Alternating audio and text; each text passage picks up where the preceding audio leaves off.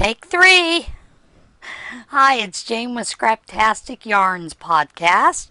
Today is August the 30th, Thursday, and it's real bright and early in the morning. Well, it's not that early. It's about 10 o'clock now. I had to make a run to Wally World. I thought I had more Aran yarn for this, the blanket that I'm making. And I did not, so I had to go get another skein of that. What I had in my stash is all cream colored or an off-white. It's kind of a little hard to work it in, so I just moved on. Hold on a second. I'm back. Seems like it's one of those mornings. Anyway, like I said, I had to go back and get some more yarn. Yesterday afternoon, and I didn't realize that it was outside the door until I left this morning to go to Wally World. My yarn swap partner's box came, so I thought I would share that with you. And one of the things I had put on mine, yarn request was anything, except that I was gravitating towards blues right now. And Tasha, you did a wonderful job. She sent 2 skeins of the Deborah Norville Everyday Anti-Pilling Yarn. And this is in royal blue. It's absolutely beautiful. I've already got it, the other one in with the project I'm planning on doing. And then she sent this Serenity Chunky. Look at those colors that are in that blue. Browns, light blues. It's really gorgeous. That's already set aside for a project. And this is one of my absolute favorites. She sent the sweet roll in the blueberry swirl. I think I might sneeze, maybe not. Every time I get a sweet roll, I gravitate towards these. Or I think the other color is the citrus with the orange and the cream. And I am going to sneeze. Hold on. Maybe not. Excuse me. So, she sent 2 of these. That's going, I have a shawl in mind for that one. So that one's already bagged up. Then she also included this book, Annie's Animal Amigurumi to Crochet. I think I said that right. With practice, anything can be said right. And it has some absolutely adorable little critters to make. And I'm thinking those would be nice little critters to make for the prayer shawl group. So I'm going to do that. She sent a couple of stitch markers. This one says Live, Laugh, and Love. A little paw print. I love my kitties and my wolves. Then she sent this. And this spells out my name with the little charms. Jane. I have never seen the letter charms anywhere that I've been. So that was really neat. I really, really like this. So Tasha, thank you. Thank you so much for that. Do you see this yarn? This is a yarn by Ames. A whole 88 cents. It was in that bag of items that someone had left me with the beads and the buttons. And I pulled it out.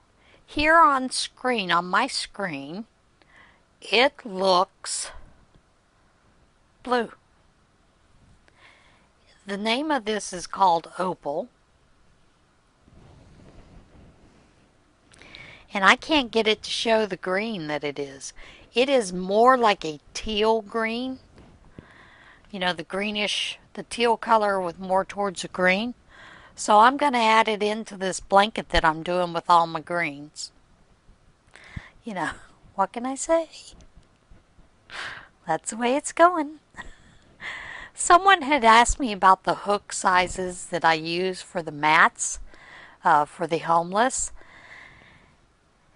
You use various sizes depending on how wide you cut your strips.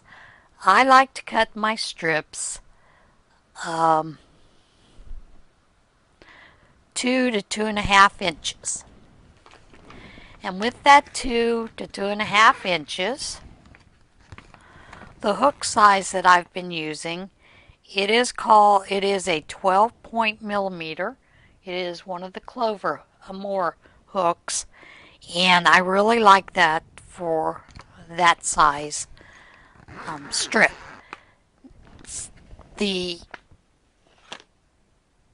strip sizes that the Greensboro video shows were closer to 3-inch wide, and they used a Q hook, which is a 15.75 millimeter, and this is a boy plastic hook. I do know Amore makes one that I think is a Q hook. I'm not positive. I went to go buy one at Jnwynn's, and they were out of it. So I don't know if they're going to get any more in, but they have that nice rubber grip that I like, so I'm looking forward to getting that. This is not a bad hook to use. However, when you are going into the stitch with the plastic, this plastic kind of catches on it. And not only that, but when you go into the hook, see how rounded this is? That makes it hard to get through that stitch to crochet, whereas the Amores have a little bit more of a point here, so you can aim it to get in there. So that's why I prefer the Amores for doing those. And not only that, but this plastic base here, I believe it is probably coated with some kind of silicone treatment, because it seems to move a little bit smoother through everything that you use. I might be wrong, but I think that's what it has on it. So, yeah. If you're cutting, one of the ladies is cutting her strips 1.5 inches wide, you could probably get away with using a K hook or an L hook. One of the gals that I cut a lot of strips for her 2 inches wide, she was using an M, as in Michael hook, and she crocheted very tightly. So her mat is, she's little stitches. I'm a loose crocheter, so, I use a bigger hook. You get a little more mileage. It gets a little puffier, so, just use your discretion if you're making some of those mats, or you're making anything with yarn. We used to make the rugs out of the bread wrappers, crocheting with that big old honking hook. Some of the ladies use smaller hooks. So, if you're wanting to recycle your plastic bags, that's a good idea. You can make baskets. You can make bags. You can actually make a very sturdy grocery bag to bring your groceries home in that you can reuse. Only thing is, I would suggest that you wash those every once in a while, or spray them down with some Lysol, because one of the things that a lot of grocery clerks have told me about people who reuse bags, and I use cloth bags many times because I can bring those home each week and wash them, that sometimes some of those bags they don't even want to touch because they're filthy. So, there was a study done on reusable bags, and many times there is you can get a bacteria that grows in there and can make you sick. Salmonella, all kinds of nasty germs. So if you are reusing your bags, consider washing them, spraying them down with some Lysol every once in a while or something like that. That big hook is also good for crocheting rag rugs, but I've crocheted a few rag rugs with that big hook, and again, because of the rounded end, it's hard to get into the material. Material doesn't give, so you kind of have to almost, that's why I'm looking for the bigger hook with this little bit of a point. It's a little bit easier to aim that in, and yeah.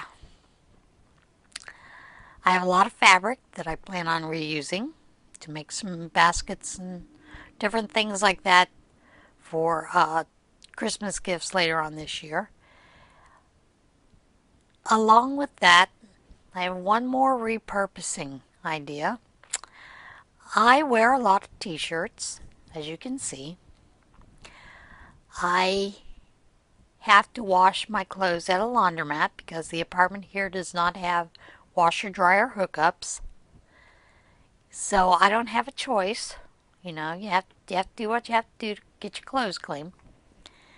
And the friend of mine and I, that when we're down at the laundromat, we've noticed that a lot of our clothes come back with spots on them.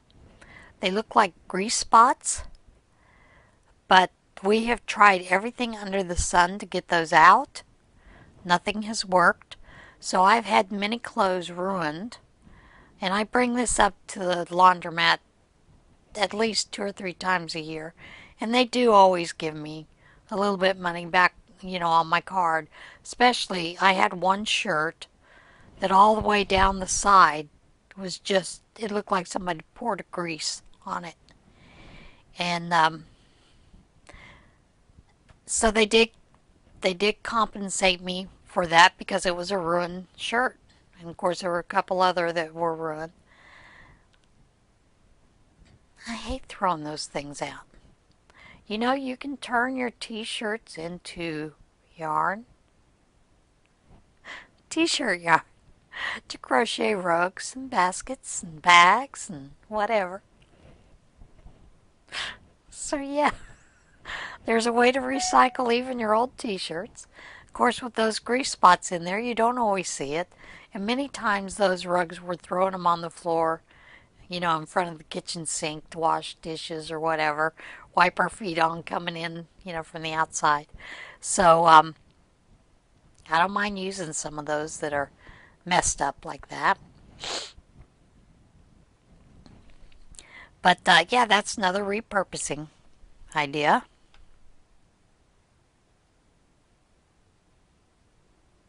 I think that's about it today. Oh, I did want to tell you, and I'm going to link it below. I also subscribe to It's Crochet O'Clock YouTube channel, and she recently did a review of the Karen Pantone yarns, and she actually explains where the Pantone comes from, which I knew that's where it came from because as being a amateur writer, I know that they use that for magazines and to get the same color, ink, those kind of things, magazines, books. They use different sets of things, and Pantone is one of the ones that is primarily used for color gradations and whatnot. But she gives a great review on that yarn. She even shows you the wraps per inch on it. And if you don't know what wraps per inch is, it's interesting to see what she uses. And those of us that do a little bit of spinning, we know in order to determine the size of our yarn, well, once it's spun, plied, whatnot, you need to get an idea of what your wraps per inch, so you know whether it's chunky, worsted, light, those kind of things. So she kind of shows you how she does that, and basically I use the same thing. You either use a ruler or you use a pen, Most of us use a pen or a pencil to get wraps per inch, and then you measure how many wraps you got in that inch worth. So she does talk about that. They list it as a 5. She found when she did the wraps per inch it was more of a worsted weight. And it's just a good overall little bit of education. She talks about split a yarn. And I agree with her. Many times your yarn isn't splitty. Many times it's the tool you're using. So she talks about that as well. So I'm going to list that video below for you to go watch if you choose to. And I think that's it for today. I'm going to do some more crocheting. Work on this afghan that I'm doing. Planning on sewing a little bit this afternoon. And that's about it. So everybody have a great afternoon.